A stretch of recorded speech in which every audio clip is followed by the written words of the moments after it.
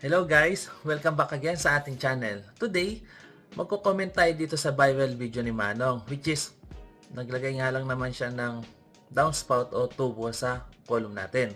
So ngayon guys, tingnan natin kung ano yung dahilan ni Manong kung bakit siya naglagay ng tubo o downspout dito sa column. So i-play muna natin yung video and after that, doon tayo magbibigay ng comment. Okay? Ayan, lalagay tayo ng pipe sa loob ng tubo. Inaalam nila para magkaroon sila ng ideya sa sukat ng poste namin. Ayan, 250 mm by 350 mm po yan. Ayan, 350 mm po yung sukat ng poste natin. Kaya pwede po tayo maglagay ng pipe sa loob ng poste. Ayan, sinishare ko lang yung diskarte. Kung maliit ang poste, hindi pa pwede pong maglagay ng, kasi mababawasan yung strength ng poste natin. Gaya nga sabi ng engineer, may tamang kalkulasyon para doon sa poste kung lalagyan natin ng pipe sa loob. Okay guys, bali ang sabi ni Manong dito, yung size ng poste natin is 250 by 350. And then sa tingin ko naman, yung tubo na ginamit dito ni Manong is around 2 inches or 50 mm. And then sabi ni Manong dito, mayroong tamang calculation para sa dito nga sa paglalagay ng tubo sa loob ng column, which is yun ang gagawin natin. So papatunayan natin na kung tama ba o mali yung ginawa ni Manong. So bali ganito lang yan guys. So kukuhanin lang naman natin yung 4% ng total gross area nung column natin kasi yun lang ang allowable na pwede natin gamitin na area. So yung 4% na yun as per the code yun. So ngayon guys, gawa tayo ng basic computation, which is yung sizes ng column natin is around 250 by 350. So i-multiply nyo lang to guys para makuha nyo yung total area. And then yung total area na nakuha natin is 87,500 square millimeter. And then kuhanin natin yung 4% ng total area na nakuha natin.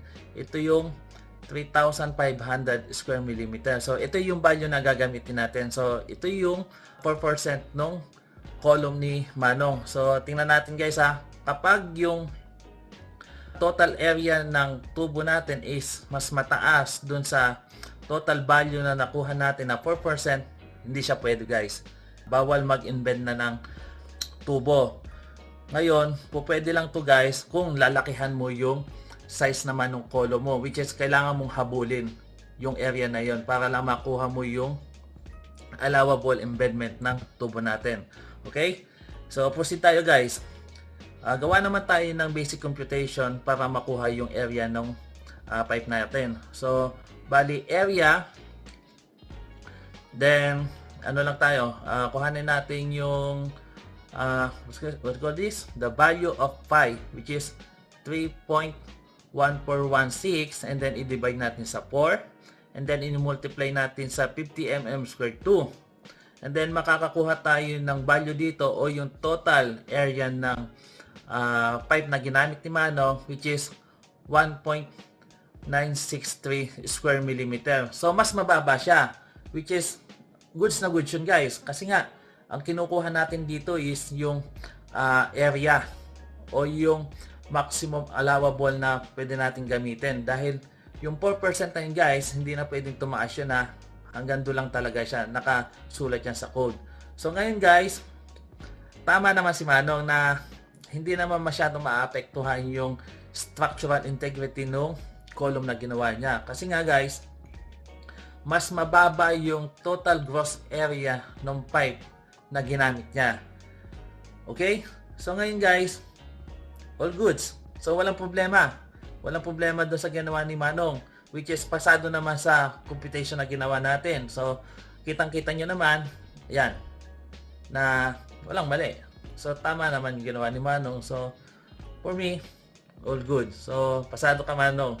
Ngayon guys, kung gusto nyo pa ng second o video o part 2 na commented video about dito sa ginawa ni Manong, mag-comment lang kayo guys. Meron akong mga nakita na dapat pang i-improve dito sa mga ginawa ni Manong, which is hindi natin tinake up dahil nga nag-focus lang tayo doon sa pagkuha ng area or kung papasaba dito sa computation natin yung ginawa ni Manong, which is pasado naman. So paano guys? See you next time and bye-bye.